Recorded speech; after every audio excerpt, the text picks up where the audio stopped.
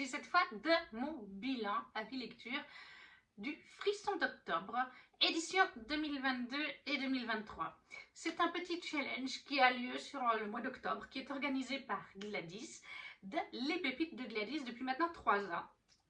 Et j'y participe encore cette année, mais c'est vrai que je ne fais pas la vidéo sur YouTube parce que c'est un challenge avec 4 catégories et donc 4 lectures. Donc j'ai jamais fait la lire sur YouTube, mais elle est sur Instagram chaque année. Par contre, eh bien, certains de ces livres, je les ai peut-être chroniqués sur Instagram, mais je ne les ai pas encore fait en avis lecture. Et c'est quand même le but d'une chaîne où on parle beaucoup de livres, c'est d'avoir aussi des avis lecture. Et je me suis dit, tant qu'à faire, en général, je fais 6 avis lecture par vidéo, parce qu'après, ça fait beaucoup. Donc, je me suis dit, tant qu'à faire, on va regrouper l'édition 2022 et 2023. D'autant plus qu'il y a beaucoup de sagas que j'ai commencé d'ailleurs en 2022, continuent en 2023. Certaines sont finies en 2022, en 2023. Certaines se feront finies cette année. Donc, on va tout de suite commencer.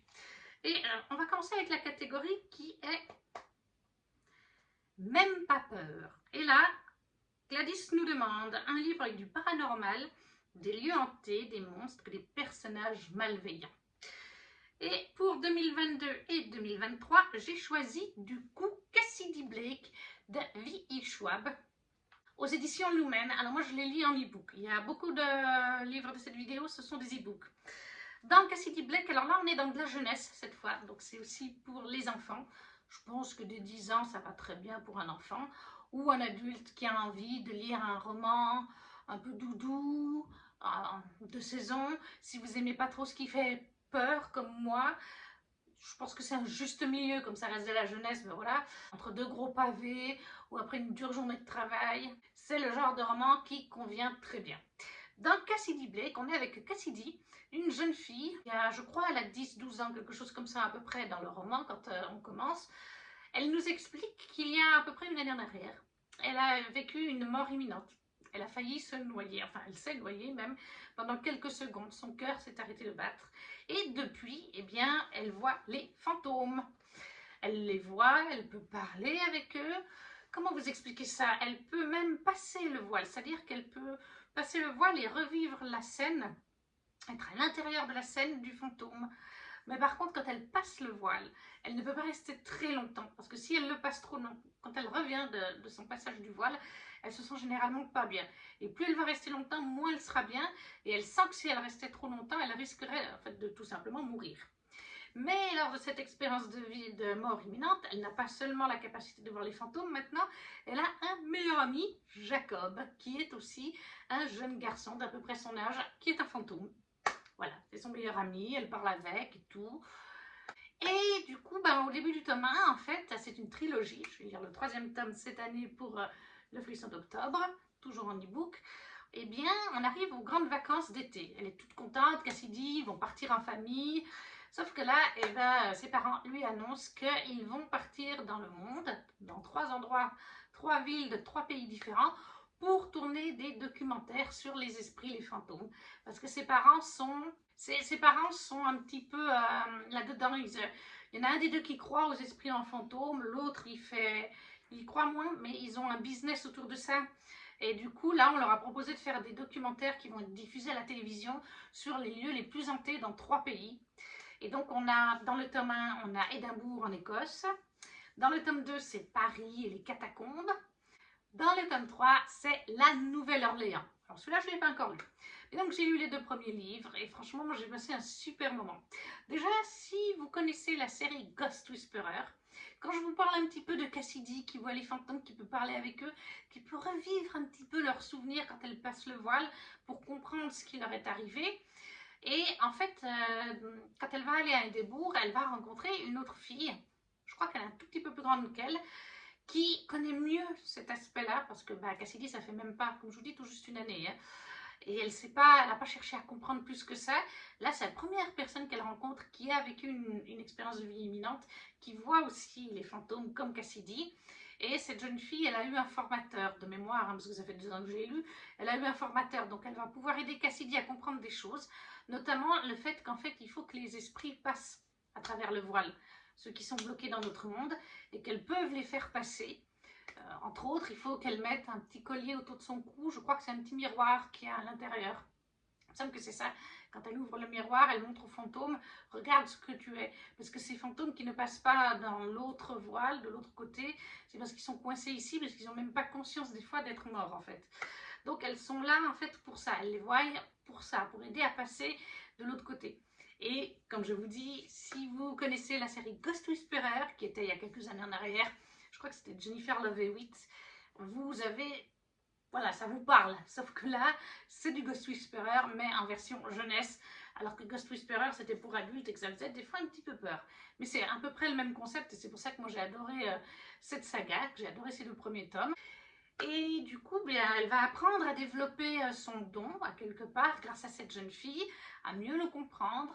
On va avoir différents types de fantômes. On va avoir des gentils, on va avoir des méchants, comme dans Ghost Whisperer. Certains sont vraiment méchants, d'autres sont méchants, mais parce que ils sont bloqués là depuis genre... certains, je crois que ça fait genre 30 ans ou quelque chose comme ça, et ils n'en ont pas conscience, ou alors ils ont conscience, mais volontairement, ils ne veulent pas passer. Et donc, elle va essayer à chaque fois de les aider. Voilà, ça ressemble vraiment à Ghost Whisperer avec un côté enquête. Surtout par exemple dans le tome 2, il y a tout un côté enquête sur un esprit malveillant qui embête Cassidy, qui embête Jacob, qui vont même embêter, il va même embêter les parents de Cassidy. Et elle essaye de résoudre, de le faire passer, de comprendre pourquoi est-ce qu'il bloque, qu'est-ce qui s'est passé dans les catacombes, pourquoi il ne veut pas passer. Donc tout ce côté-là, ça me fait vraiment penser à Ghost Whisperer et j'adorais cette série, donc forcément ça m'a plu. Comme je vous ai dit avant, c'est de la jeunesse, donc ça fait pas vraiment très peur pour nous adultes. Pour un enfant, ça fera peut-être un petit peu peur. Mais pour nous, si vous êtes comme moi, pas très friand de films d'horreur, de machins qui font hyper peur, mais que vous avez envie de lire une lecture qui fait bien Halloween, vous êtes totalement dedans. Voilà. La plume de Vie Schwab est super agréable. Victoria Schwab, pardon. Parce que je crois que quand elle fait de la jeunesse, c'est Victoria Schwab et c'est V.E. Schwab quand elle fait du young adulte et de l'adulte. Donc la plume est super fluide, super agréable. Forcément, c'est de la jeunesse. Et moi, j'adore la plume de toute façon qu'elle a. Mais on sent que là, elle a dosé vis-à-vis du fait que c'est plus jeunesse qu'adulte ou young adulte. On a tout un côté aussi avec Jacob. Il y a tout un mystère autour de Jacob. Comme dit sa copine qu'elle s'est faite à Édimbourg, il faut que Jacob passe de l'autre côté. Mais Jacob n'a pas envie de laisser Cassidy. Mais si Jacob ne passe pas de l'autre côté, à un moment donné, il risquerait de finir comme les autres esprits un peu frappeurs, si on peut dire ça comme ça. Donc, il y a tous ces aspects-là. Moi, c'est vraiment un petit roman jeunesse que j'adore, que je conseille autant pour les enfants. Je pense à partir de 10 ans, c'est très bien.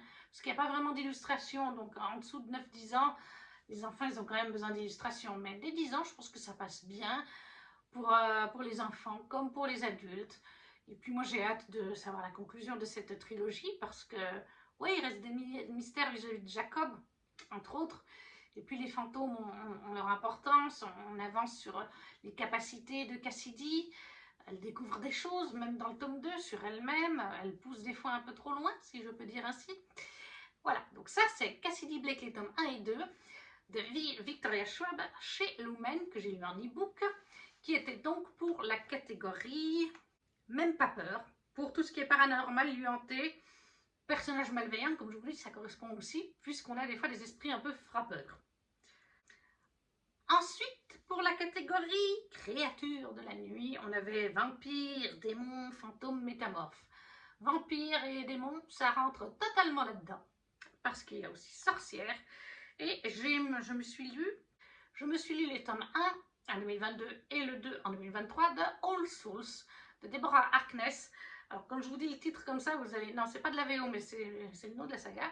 C'est en fait le livre perdu des sortilèges. Ça, c'est le tome 1 qui se nomme comme ça. Mais c'est vrai qu'on nomme la saga le plus souvent avec cet intitulé. Et c'est de Deborah Harkness. À la base, c'est une trilogie. Cette année, je vais lire le tome 3. Qui est entre autres chez le livre de poche. Mais là aussi, moi, je l'ai lu en e-book. Et en fait, j'ai découvert qu'il y avait un tome 4, mais sur d'autres personnages apparemment. Et cette année, en fait, il sort, je crois qu'il sort en collector, un tome 5, où là, on revient vraiment avec les personnages de la trilogie de base, nos héros. Donc en fait, moi qui pensais finir cette année une trilogie et valider une petite case, saga terminée, et ben non, il reste un spin-off et un nouveau tome. Dans les livres perdus des sortilèges, on suit en fait Diana Bishop. Diana Bishop on est dans notre monde, sauf que, à notre époque, sauf qu'en fait, dans notre monde, il y a des vampires, des démons, des sorcières qui se cachent aux yeux et à la barbe de tout le monde. Et on suit Diana Bishop, qui est une sorcière.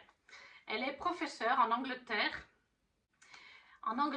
dans une université, et en fait, Diana n'utilise plus ses pouvoirs de sorcière, ou pratiquement plus, parce que ses parents étaient sorciers, sa tante est sorcière, mais malheureusement ses parents sont décédés quand elle était encore, il me semble qu'elle était encore enfant, si je me rappelle bien. Ça fait 2 ans que je l'ai lu, et là je suis en train de lire le tome 3, mais je ne me rappelle plus. Pour l'instant, ils n'ont pas évoqué, je me rappelle plus, ils n'ont pas réévoqué si c'était quand elle était ado ou enfant que ses parents sont décédés. Mais oui, ils sont décédés, et de toute façon c'est à cause de la magie, et elle le sait très bien. Et de ce fait, elle fait littéralement, elle fait la tête à la magie. Elle ne veut rien avoir à faire avec la sorcellerie. Alors oui, dans son quotidien, elle va peut-être utiliser des tout petits sortilèges et sorts, mais c'est vraiment des trucs très minimes, parce qu'elle ne veut plus approcher la magie puissante. Voilà, ça a tué ses parents, une méchante créature a tué ses parents, donc c'est terminé pour elle. Sauf qu'un jour, elle est à la bibliothèque de son université, elle prépare des cours, et en fait, elle va appeler un livre. Et elle va se rendre compte que c'est Lashmole 782. Et en même temps, dans ce lieu, il y a souvent des vampires, des démons ou d'autres sorcières. Ils se côtoient les uns et les autres, et en fait, elle voit les auras, les couleurs des autres créatures magiques. Donc elle sait quand ils sont là. Mais ils ont l'habitude les uns et les autres. Ils savent qu'ils sont sur la même planète. Des fois, il y a des conflits entre les espèces, ou même au sein même d'une même espèce.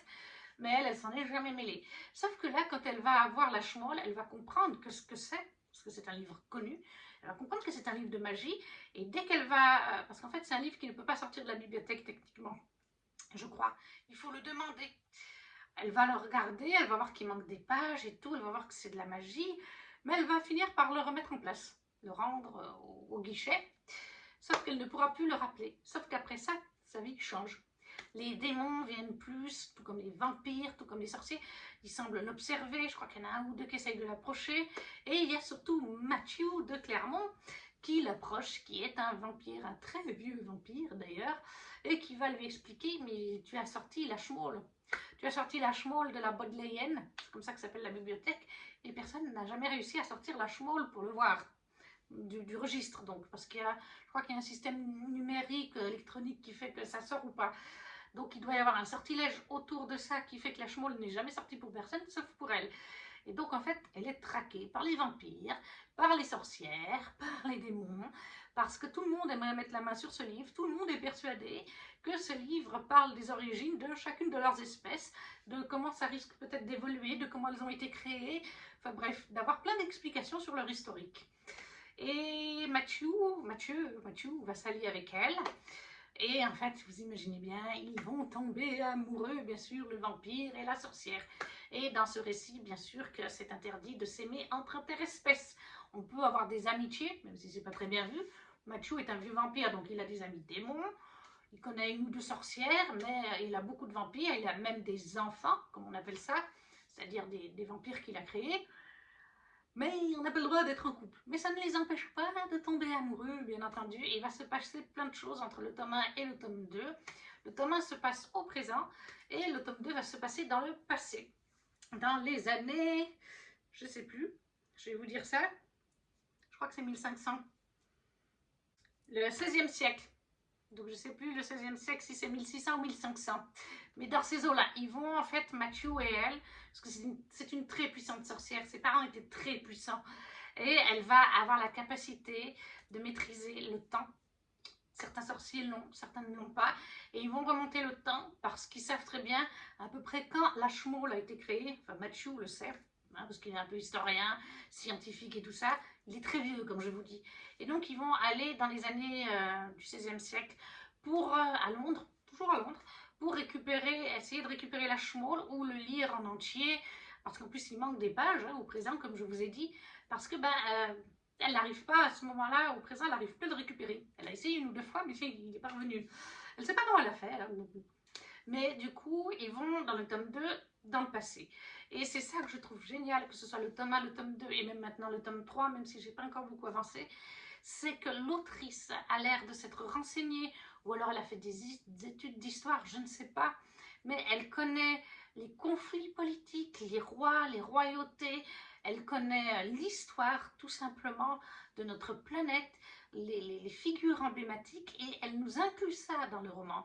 C'est-à-dire que vous avez littéralement, je ne sais plus vous dire des prénoms, mais tout d'un coup dans le passé, notre chère Diana découvre que tel personnage historique était en fait du clan des vampires, était en fait un démon. Tel autre personnage qu'on connaît était en fait un sorcier. Et puis tel autre était un vampire. Et voilà, elle arrive vraiment à combiner des faits historiques réels, parce que quand on va chercher sur internet, soit c'est des choses que je savais déjà, soit en regardant vite fait pour voir si c'est vrai, ben oui, ce personnage existait, oui, il était ça et ça. Après, comme elle dit bien à la fin du roman dans les remerciements, les notes, après elle tourne à sa sauce, bien sûr, mais elle le fait de manière tellement réaliste. Et par exemple, la famille Clermont, c'est une très vieille famille, Clermont, ça fait français, c'est une famille de vampires qui sont français, Leur château est littéralement en France. Je ne sais plus exactement où en France, mais je crois que c'est un château qui existe. Alors je ne sais pas s'il n'est pas en ruine actuellement, ça je ne me rappelle plus. Mais c'est un château qui existe à notre époque. La famille Clermont a vraiment existé. Donc c'est vraiment, elle arrive à manier tout ça. Et ça rend le récit hyper réaliste, hyper intense, hyper cool. Alors, c'est des sacrées briques, hein, quand même. Je le lis en e-book, mais je crois que ça fait 800 pages, 600 pages d'e-book. Donc, en vrai, je pense que c'est des beaux bébés, en vrai, parce que Kini Collection l'avait présenté, c'est elle qui l'avait présenté en premier, puis après, il y a Gladys. Et il me semble qu'elle avait les formats poche, et ils avaient l'air assez gros, même en poche. Hein. Donc, c'est vrai que ça prend du temps. Là, ça fait déjà une bonne semaine que je lis, je crois. Ouais, ça fait 7 jours. Le tome 3, je lis un chapitre par jour. Les chapitres e-book font de 14 à 18 pages. Donc vous voyez, c'est quand même assez... Je crois que je suis à 14% ou 18% du livre en 7 jours. Donc il est quand même assez intensif. Mais ouais, moi je le trouve super bien construit avec ses différentes espèces. J'ai envie, comme Diana et comme Matthew, de connaître ce qu'il y a dans la chmoule, de savoir les secrets de l'univers, quelque part, sur les créatures fantastiques. J'ai adoré le tome 2 parce qu'on retrouve certains personnages décédés qu'il y avait au XVIe siècle, je ne vais pas les dire lesquels, et même d'autres personnages plus récents, mais là aussi je ne vais pas en dire plus. Et j'ai hâte de continuer le tome 3 parce que ce qu'on découvre sur la fin du tome 2 est très palpitant, et encore une fois on en revient au fait que Matthew et Diana ne sont pas censés être en couple parce que c'est interdit d'être en couple entre interespèces. Donc j'ai hâte de voir l'évolution de leur couple, tout ce qui est lié à eux, puis aussi vis-à-vis de leur famille, parce que c'est une grande famille, les Clermont. Il y a le père, la mère Isabelle, il y a les enfants, les petits-enfants, et puis il y a les cousins de l'autre branche des Clermont, des machins, et puis en fait il y a le chef, il y a un chef de clan Clermont, il y a un chef d'un groupe, je vous dirai pas quoi, et puis il y a une confrérie, c'est une alliance entre les démons, les sorcières et les vampires, ils sont deux représentants de chaque race. Voilà, eux aussi sont impliqués dans ces histoires, hein. Ils veulent aussi la chevauche, bien sûr. Donc voilà, c'est vraiment une saga que j'adore. Je trouve que c'est super bien écrit, et puis ça va super bien pour l'ambiance de cette année, d'Halloween tout simplement, du mois d'octobre. Donc All Souls de Deborah Harkness, les tomes 1 et 2, au livre de poche, mais moi je les ai lus en e-book, pour la catégorie créatures de la nuit, démons, vampires, fantômes et métamorphes. Ensuite, on a la catégorie préparons sa mind avec les mots-clés sorcellerie, magie et féminisme. Et là, pour une fois, il y a les livres physiquement. L'année passée, en 2023, j'ai lu ce beau livre qui est chez Albin Michel Jeunesse.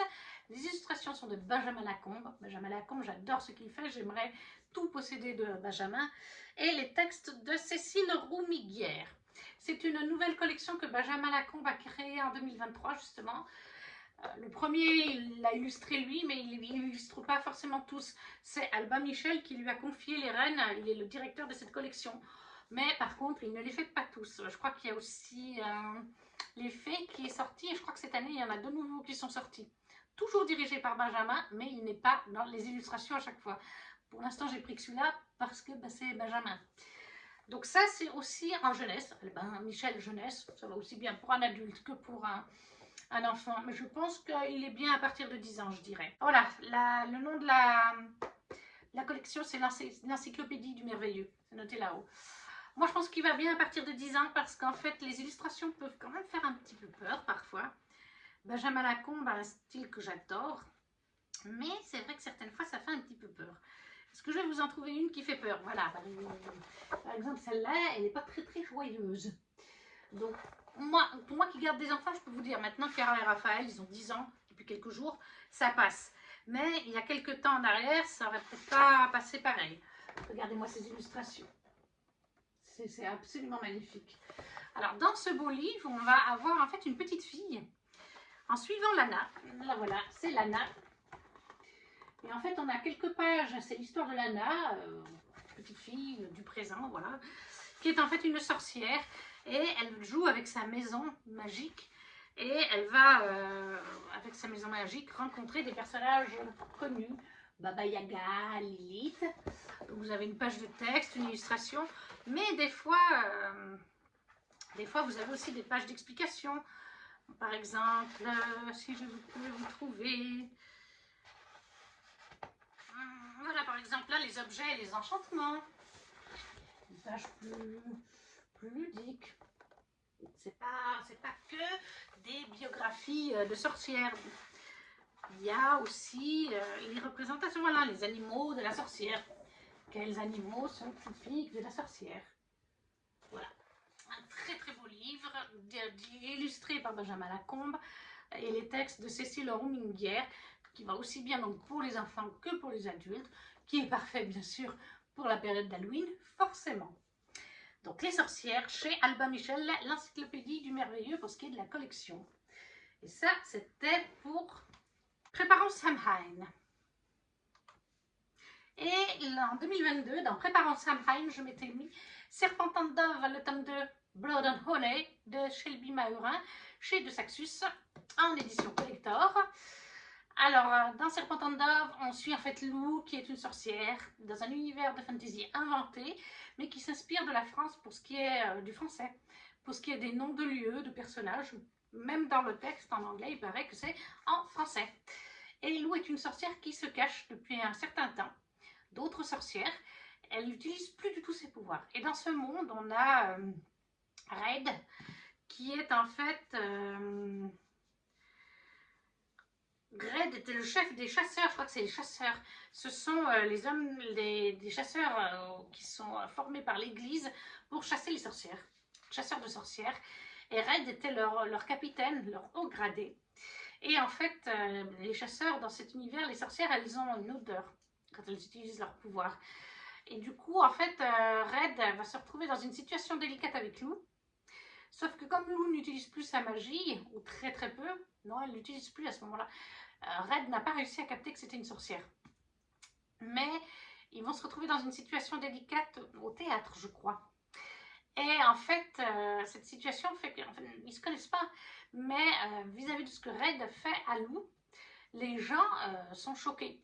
Et le chef de l'église, l'évêque, il me semble que c'est un évêque, leur dit, on va dire que vous êtes fiancés et que vous allez vous marier justement parce que ce que tu as fait, Red, en fait, ça passe pas auprès d'une femme. Voilà, même si dans cet univers, les sorcières sont mal vues, bien sûr, elles sont pourchassées, elles sont tuées, brûlées vives. Mais là, en fait, techniquement, c'est une jeune femme. Donc, ce qu'il a fait, les gens le pointent du doigt. Donc, voilà, l'évêque leur propose de se marier. Et Lou, elle va accepter finalement parce qu'elle se dit, ben ouais, mais je suis pourchassée par des choses sorcières. Et en fait, si je me marie au chef capitaine, au gradé des chasseurs de sorcières, et puis que je vais vivre avec lui au sein du monastère de l'église où vivent les chasseurs, les sorcières ne pourront pas venir me chercher parce qu'il y aura des centaines de chasseurs de sorcières. Donc elle accepte. Elle accepte, alors c'est un enemies to lovers, puisque même si lui n'a pas connaissance que c'est une sorcière, elle sait très bien qui il est, elle va essayer de le faire changer petit à petit. Après, je ne veux pas trop vous en dire. Ça, c'est le tome 1. Et là, on est dans le tome 2. Ils sont en cavale, Lou, Red et leurs amis, entre autres Coco, Hansel. Et puis, il me semble qu'il y a... Ouais, il y a d'autres personnages, mais je ne veux pas trop vous en dire. Ils sont en cavale, ils fuient la sorcière que Lou fuyait déjà dans le tome 1. Il faut que je reste vague, je ne veux pas trop vous en dire. J'ai bien aimé ce tome 2, je lui ai mis 18. Alors, je ne vous ai pas dit, mais pour les autres livres, c'était du 20 sur 20. J'ai oublié de vous le préciser, mais c'est tout le temps 20 sur 20. Pour ce livre-là, je crois que je lui ai mis 18 ou 19. Alors que le tome 1, ça avait été un gros coup de cœur, j'avais mis 20. Il me semble que j'ai mis 18 pour celui-là. Je l'ai trouvé, cette cavale, et le caractère de Lou comme de Red et leur relation, ben, j'ai pas aimé l'évolution dans ce tome-là. Ça m'a pas plu. Ils se sont éloignés l'un de l'autre à la fin du tome. J'aime pas leur réaction l'un envers l'autre et même l'un pour l'autre, en fait, j'ai envie de dire, quelque part. J'ai trouvé ça... Enfin voilà, j'ai pas bien apprécié. Ça m'a fait baisser ma note. J'ai trouvé que c'était... Je sais pas, je trouvais que c'était brouillon à certains moments. Et je retrouvais pas la magie que j'avais eue dans le premier tome. Que ce soit au niveau de leur histoire, au niveau d'eux personnellement, au niveau des autres personnages et au niveau de l'intrigue en général. Spoiler alerte, le tome 3 est mieux, je l'ai préféré. Et j'avais vu des avis lecture avant et après, et il y a beaucoup de monde qui a trouvé ce deuxième tome en dessous du premier, en effet. Donc je ne suis pas la seule. Mais le tome 3 rehausse les choses et voilà. Mais là, ouais, c'est vrai que nos deux protagonistes, je les ai trouvés changés. Alors c'est normal, hein, Red a vécu des choses à la fin du tome 1 qui sont tout à fait logiques. Lou aussi, elle a vécu des choses horribles, mais ouais, s'éloigner comme ça l'un de l'autre, j'ai pas bien compris pourquoi. Donc, après, l'univers est toujours aussi bon. Les personnages sont intéressants malgré tout. 18 sur 20, ça reste une très bonne note. Et oui, l'univers est intéressant. On voit de nouveaux personnages qui déboulent dans la saga, qui sont aussi très sympas, chacun avec leur caractère. Donc, ça reste une bonne lecture, c'est juste que je suis un petit peu déçue. Après, au niveau des chapitres, on est sur à peu près des chapitres de 20 pages. Mais ça se lit quand même vite. Voilà, ça c'est vraiment le truc, c'est que c'est une lecture assez facile. C'est pas trop prise de tête. Ça se lit vite, c'est pas prise de tête, l'écriture est fluide. Malgré, comme je vous dis, que j'ai trouvé un tout petit peu moins net que le premier au niveau de l'écriture aussi. Mais voilà, ça reste agréable, ça reste un bon moment. Donc Blood and Honey, le deuxième tome de Serpentine Dove de Shelby Marin, chez De Saxus, toujours pour Préparons Samhain. Et il nous reste la dernière catégorie qui est 6 pieds sous terre avec un mot-clé revenant, clairvoyance et nécromancie. Et là c'est une duologie. À l'heure actuelle c'est une duologie, donc je l'ai terminée. Même si j'en ai parlé avec l'autrice et qu'elle m'a dit qu'elle aimerait bien sortir le tome 3, c'est prévu, mais elle a des soucis avec la maison d'édition. Elle veut racheter ses droits. Alors je ne sais plus si elle m'a dit qu'elle voulait racheter ses droits pour partir dans une autre maison d'édition ou pour les sortir en auto-édité, mais oui, un tome 3 et un tome 4 auraient été prévus, mais ça ne s'est pas fait. Et en tout cas, le tome 3, un tome de conclusion, elle aimerait, parce que le tome 2 finit et on n'a pas les réponses à tout. Et il s'agit du coup de Victorian Fantasy de Georgia Caldera aux éditions J'ai lu. Et donc en fait dans cette duologie, on est dans notre... On est dans un monde similaire au nôtre, un monde parallèle au nôtre, avec Londres. On est basé à Londres, on a la reine, je crois que c'est, il me semble que c'est la reine Victoria. Ou peut-être qu'elle... Oui, il me semble que c'est la reine Victoria. En tout cas, on a une reine, hein, comme dans la monarchie britannique, mais qui est là depuis très longtemps. C'est compliqué à vous expliquer parce qu'on est dans un monde où il y a de la magie, hein, différentes sortes de magie. Par exemple, il y a de la nécromancie dans le premier tome. Notre héroïne dans le premier tome, c'est Andraste, et elle a un pouvoir de nécromancie, tout comme surtout Lord Thaddeus, qui a un grand pouvoir de nécromancie. Mais elle aussi, elle a des pouvoirs magiques. Et Andraste, elle est enfermée depuis toute petite dans le couvent des sorcières. On peut dire ça comme ça. De femmes qui ont des pouvoirs. Sa mère l'enferme. Sauf qu'un jour, eh bien, la reine va quand même apprendre l'existence d'Andraste et va l'inviter à sa cour. Et on ne peut pas dire non à la reine d'Angleterre, parce que la reine d'Angleterre est une immortelle elle-même. On ne sait pas bien ce qu'elle est. Est-ce qu'elle est une vampire? C'est pas vraiment dit. Est-ce que c'est une sorcière, une nécromancienne? Enfin, elle est magique, elle est immortelle. Mais alors, elle a un sale caractère, hein, la reine d'Angleterre. Mais elle a invité Andraste à venir à sa cour et à suivre les cours de cette école qui est au sein de sa cour dans le palais. Donc Andraste, elle va venir suivre des cours et je crois dès le premier soir, en fait, elle va vouloir sortir en douce, je crois, en fait, c'est ça. Parce que, je vous dis, elle était privée, elle était enfermée chez elle. Hein. Et en fait, elle va rencontrer Lord Thaddeus, qui est un nécromancien. Elle ne le connaît ni d'Adam ni d'Ève, mais en fait, ils vont, de mémoire, ils s'envoient en l'air dans les toilettes. Voilà, un truc. Il y a plusieurs paires de toilettes, hein, bien sûr. Il y a les quartiers des domestiques, etc. Je crois d'ailleurs que c'est là qu'ils se rencontrent. Et en fait, ils s'envoient en l'air. Alors ça, par contre, vous commencez le roman et genre, même pas un tiers. Première fois qu'ils se voient, ils s'envoient en l'air. Elle est vierge en plus, mais voilà. Et en fait, leur histoire, ça va tourner autour de ça. C'est bien sûr le love interest du premier tome. Et ça va se compliquer parce que ben, la reine mère, la reine d'Angleterre, a un fils, un prince, Augustin. Le prince Augustin. Et la reine mère, en fait, elle veut qu'Augustin épouse Andraste. Sauf qu'il y a déjà Lord Thaddeus, et puis qu'Andraste, elle se rapproche de Lord Thaddeus. Donc il va y avoir tout un schmilblick entre ces trois personnages, dirigés par la reine mère, qui est donc un personnage sombre, qui est intriguant. Comment est-ce qu'elle est là? Sans cœur d'ailleurs. Hein. Son fils, c'est limite du cacaboudza, j'ai envie de dire. Hein. Il est juste là, enfin voilà, vraiment. Le tome 1, c'est vraiment l'histoire d'Andraste et Thaddeus. Et le tome 2, c'est l'histoire d'Augustin, qu'on a donc découvert un petit peu dans le tome 1, avec Léopoldine. Oui, Léopoldine. Une jeune femme qui vit un peu dans les rues avec une espèce de guilde. Ouais, la guilde des voleurs. C'est une voleuse, elle vit avec la guilde des voleurs, mais elle aussi a des pouvoirs cachés qu'elle ne doit pas montrer aux gens. Et dans ce tome 2, eh bien, par mégarde, Augustin, qui est en fuite, va rencontrer Léopoldine et ils vont s'aider mutuellement.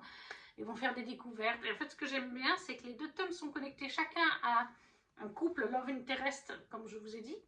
Mais ben, dans le tome 1, Augustin fait des apparitions. Et dans le tome 2, que ce soit Thaddeus comme Andras vont faire quelques petites apparitions. Et on a bien sûr en toile de fond cette reine-mère qui est toujours là. Cruelle reine-mère, immortelle, qui est increvable apparemment, de toute évidence. Le tome 2 finit pour Augustin Léopoldine, je ne peux pas vous dire comment. Pareil pour Thaddeus et Andras pour le tome 1. Et en fait, on a toujours plein de mystères vis-à-vis de la reine. Et en fait, on n'a pas résolu ces mystères. Elle est toujours là et en fait, elle menace un petit peu tout le monde. Là, à la fin du tome 2, ouais, elle menace un peu tout le monde. Et en fait, il faudrait s'en débarrasser. Et on n'a pas les réponses. Et moi, quand j'ai fini, ben, je me suis dit, est-ce qu'un tome 3 est prévu? Et je cherchais sur Internet, sur le site de l'autrice. Alors, je ne suis pas abonnée à son Instagram. Il faudrait, parce que je l'aime bien, cette autrice. J'ai plusieurs sagas en cours que j'aime bien chez elle. Mais voilà, je ne trouvais pas d'informations. Et justement, quand j'étais aux Imaginales cette année, elle était juste à côté de je ne sais plus quel auteur, autrice que j'ai voulu rencontrer. Je crois qu'elle était pas loin d'Alexandre Delis en fait. Et le vendredi, comme il y avait moins de monde, j'ai attendu, j'ai fait la file derrière, il y avait un groupe de jeunes qui étaient là pour parler avec elle. Et j'y suis allée, je lui ai dit excuse-moi Georgia. Au début je l'ai vouvoyée, elle m'a dit tu me tutoies, il ne faut pas me vouvoyer. Je lui ai dit j'ai des sagas en physique de Georgia, j'ai les Brumes de Cendrelune en physique. Mais j'ai zappé qu'elle était là-bas. Et je n'ai pas en fait Victorian Fantasy. Je voudrais me les acheter en occasion. Mais du coup, bah, je lui ai dit, voilà, je suis en train de lire les Brumes de Cendrelune. Et j'ai lu les 2 tomes de Victorian Fantasy. Et j'ai adoré. Mais qu'est-ce que c'est que cette fin de tome 2? On veut savoir ce qu'il advient de cette méchante reine en fait. Et c'est là que Georgia m'a expliqué, oui, mais en fait, il devait y avoir un tome 3 et 4. Comme je vous ai dit, mais elle a eu des soucis avec la maison d'édition, elle essaie de racheter ses droits pour au moins faire un tome 3 qui engloberait ces deux-là, mais elle me dit, il y a bien une suite dans ma tête. Il y avait bien quelque chose de prévu, et elle me dit, il y a beaucoup de monde qui me dit en effet, mais on ne peut pas nous laisser comme ça. Et non, en fait. Mais j'adore la plume de Georgia Caldera, c'est une belle plume. À chaque fois, je trouve qu'il y a un côté poétique, enchanteur dans ce qu'elle écrit. Je ne sais pas comment vous le décrire, mais en fantasy, oui, c'est le cas. Parce qu'il y a ces 2 sagas que je lis de Georgia. Et puis il y a les larmes rouges aussi. Les larmes rouges. Et ouais, je sais pas. Il y a un côté poétique. Je ne saurais pas vous le dire comment, mais c'est envoûtant. C'est une plume que je trouve personnellement envoûtante. Je trouve que son univers est très bien construit. Les personnages sont tous intéressants, ils ont tous un vécu, que ce soit Augustin, que ce soit Léopoldine, que ce soit Andraste, Thaddeus, voilà. Moi, j'ai beaucoup aimé cette duologie, pour l'instant, puisque c'est le cas. Ça se lisait relativement vite. Je crois qu'ils étaient quand même assez... je vais les regarder assez... Oui, voilà, 527 pages pour le premier tome. Donc, c'est quand même assez conséquent comme roman. Mais je trouvais que ça se lisait assez vite. Et puis, ça convient bien à la période d'Halloween et d'octobre, puisque, par exemple, dans le tome 1, on est avec de la nécromancie. On est dans le sujet. Et dans le tome 2, bah, il y a d'autres genres de pouvoirs. Je ne veux pas trop vous en dire, voilà, mais moi, en tout cas, j'aime beaucoup la plume de Georgia. J'ai adoré cette saga, cette duologie. C'est 20 sur 20 en fait pour moi. Il y a un petit peu de spicy, comme je vous ai dit. Hein, genre le premier tome, à peine il se rend compte, c'est vas-y, je m'envoie en l'air dans les toilettes au premier regard. Mais moi, j'adore. J'adore cette duologie. Et j'espère vraiment que Georgia pourra récupérer ses droits pour pouvoir faire ce qu'elle en veut dans la suite. Donc, les Victorian Fantasy pour le premier tome, Dentelle et Nécromancie. Et le deuxième tome, c'est De velours et d'acier de Georgia Caldera. Et pour les éditions Pygmalion, oui, voilà. Donc, je pense que... Mais il me semble que quelqu'un parlait récemment, je crois que c'est une livre ancienne, que Pygmalion ne donnait plus de nouvelles, par exemple, aussi pour les... Plus de nouvelles, tout simplement. Et plus de nouvelles pour les Game of Thrones. Donc je ne sais pas si cette maison d'édition se porte bien. Alors je me trompe peut-être, hein, mais il ne donne plus de nouvelles pour les Game of Thrones. Georgia Caldera cherche à récupérer ses droits, en tout cas au mois de mai de cette année. Donc je pense que ça coince peut-être un petit peu au niveau de cette ME. Et donc, les Victorian Fantasy de Georgia Caldera, c'était 6 pieds sous terre, avec Revenant, Clairvoyance et Nécromancie, qui convenaient tout à fait pour le côté, donc Nécromancie. Et la vidéo est donc terminée. Bon, bah pour une fois, il n'y a pas beaucoup de livres dans la pile que je vous montre. Il y en a deux, puisque c'est tout des e-books. J'espère qu'elle vous aura plu. N'hésitez pas à me laisser un commentaire en me disant si vous avez lu certains de ces livres, s'ils vous font envie, ou si vous participez au challenge de Gladys, tout simplement. Si vous ne savez pas quoi mettre, vous laissez un petit emoji, ça fait toujours plaisir, ça soutient la chaîne, comme le petit pouce. Et nous, vous pouvez aussi la partager, si le cœur vous en dit. Et nous, on se retrouve très vite pour une prochaine vidéo. Ciao, ciao!